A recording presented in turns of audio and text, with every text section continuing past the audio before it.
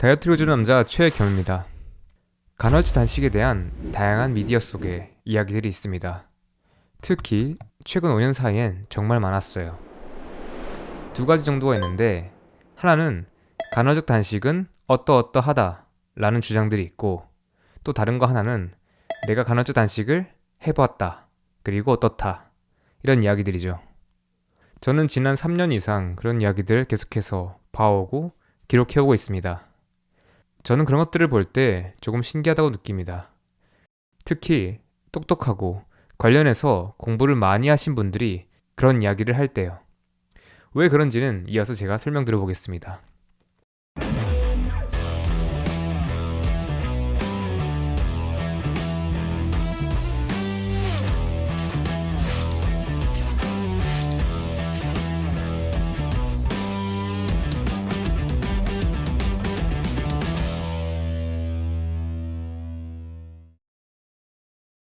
앞으로 여러분들이 살아가시면서 누군가가 간헐적 단식은 어떠어떠하다 또는 간헐 단식을 내가 해봤는데 어떻다 라고 하시는 말을 들을 때 여러분들이 꼭 이해해야 되는 이야기가 하나 있습니다. 간헐적 단식은 굉장히 모호하고 넓은 범위의 개념입니다. 간헐적 단식이라는 똑같은 용어를 쓰지만 사람마다 그때그때 표현하는 것이 다릅니다. 오해 소지가 많기 때문에 문제가 있습니다. 여러분들에게 제가 한번 질문을 해볼게요. 간헐적 단식은 무엇인가요? 네, 가끔씩 단식을 하는 거죠. 그럼 단식의 정의는 무엇인가요?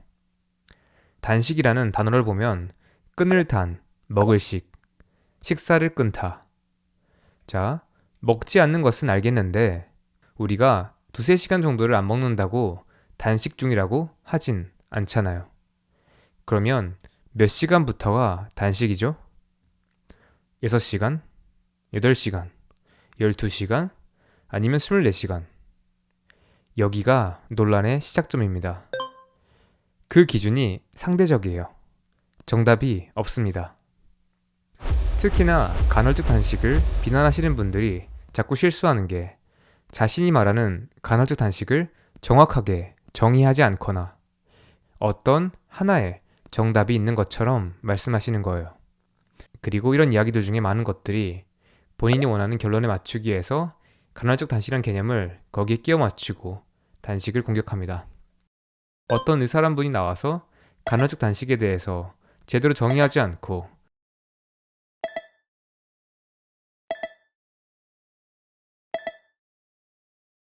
아니면 자신이 생각하는 방법을 정해놓고 어떤 효과와 부작용에 대해서 말하거나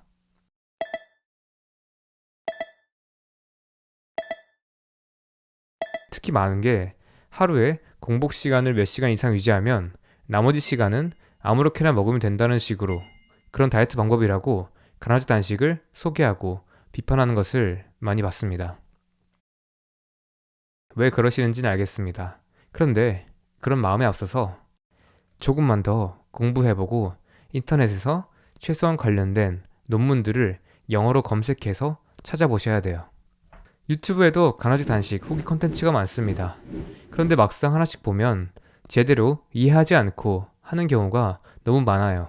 대표적인 실수들, 공복 시간이 충분하지 않거나 공복을 충분히 만들긴 했지만 음식을 먹을 때 음식의 양이나 질을 전혀 신경 쓰지 않고 먹고 싶은 대로 먹거나 그동안 간헐적 단식과 굉장히 반대되는 생활 습관으로 살아오다가 갑자기 다음 날부터 장기 단식을 하면서 간헐적 단식에 몸이 적응할 수 있는 충분한 시간을 주지 않고 바로 들어갔다가 나타나는 증상들을 부작용이라고 하면서 포기하거나 이런 것들은 아마도 지금까지 국내에는 좋은 정보들이 관련해서 많지 않아서이긴 하겠지만 그래도 속상하죠. 그분들이 그런 식으로 실수를 하는 것도 속상하고 그런 이야기들을 보고 또 누군가가 이 좋은 기회를 놓치는 것도 속상합니다. 제가 앞서 공개한 2021 간헐적 단식 입문자를 위한 가이드라인을 한번 떠올려 볼게요. 1단계에는 기본적으로 3가지 생활습관 개선이 있었습니다. 금지 음식 정하고 제한하기, 취침 전 4시간 동안은 무언가를 먹지 않기. 그리고 하루 식사 외에 간식 먹지 않기. 2단계에선 하루 3끼를 먹되 16시간은 먹지 않았고요. 3단계에선 2끼를 먹되 16시간 이상은 먹지 않았습니다. 4단계에선 가끔씩 1일 일식을 해줬고 5단계에선 가끔씩 36시간에서 48시간의 단식을 넣어줬습니다. 어쩌면 1단계를 제외하고 2단계에서 5단계까지 각각이 모두 간헐적 단식이라고 표현될 수도 있습니다. 하지만 모두 각각의 굉장한 차이가 있고 그리고 전 이것들을 어떤 정답이 있는 게 아니라 하나씩 밟아나가면서 5단계까지 오고 그리고 이후에는 각자의 목적, 생활습관 또는 취향 등에 따라서 최적화해 나가는 게 중요하다고 말씀드렸습니다. 간헐적 단식을 평생 할 필요도 없습니다. 그리고 이런 제 가이드라인도 여러 가지 제안 중 하나일 뿐이고 세간에 알려진 간헐적 단식에도 종류가 굉장히 많습니다. 격일 단식, 16대 8 또는 18대 6 등의 간헐적 단식, 1일 일식, 장기 단식, 단식 모방 식단 등등. 그러니까 우리는 간헐적 단식을 이야기할 때 절대 아무 개념이나 골라서 쓰면 안 됩니다.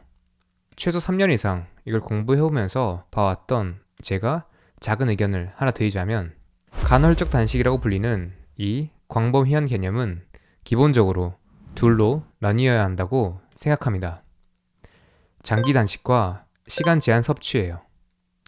여기에 절대적인 기준이 있는 것은 아니지만 저는 음식을 먹지 않는 시간이 최소한 20시간에서 24시간 이상이면 장기 단식이라고 부를 수 있다고 생각합니다. 일반적으로 단식 시간이 하루 정도는 넘어가줘야 단식 상황에서 일어나는 대사적 효과들을 제대로 볼 수 있으니까요.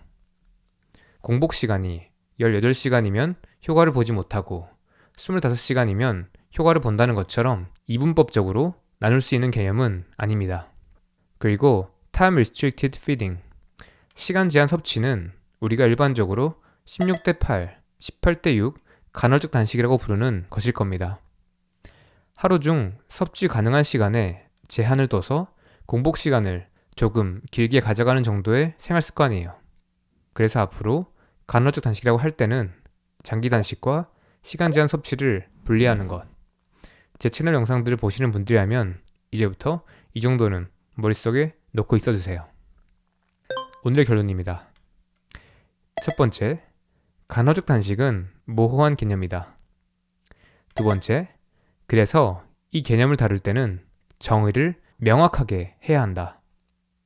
예를 들어서 앞으로 주변에서 누군가가 간헐적 단식을 한다고 말하면 구체적으로 어떻게 하는지 물어본다.